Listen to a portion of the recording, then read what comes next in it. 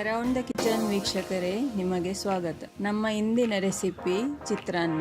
Video ನಿಮಗೆ ಇಷ್ಟವಾದಲ್ಲಿ subscribe ಮಾಡಿ ಮತ್ತು ಬೆಲ್ ನೋಟಿಫಿಕೇಶನ್ ಕ್ಲಿಕ್ ಮಾಡಿ.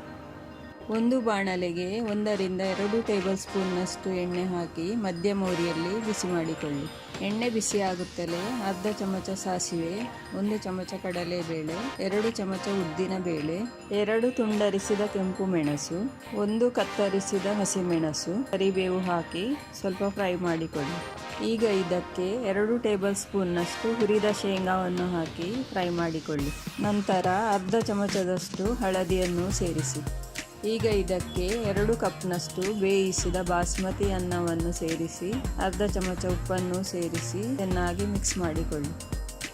ಎಲ್ಲವೂ ಹೊಂದಿಕೊಳ್ಳುತ್ತಲೇ ಗ್ಯಾಸ್ ಬಂದ್ ಮಾಡಿ ಅರ್ಧ ನಿಂಬೆಯ ರಸವನ್ನು ಸೇರಿಸಿ ಚೆನ್ನಾಗಿ ಮಿಕ್ಸ್ ಮಾಡಿಕೊಳ್ಳಿ.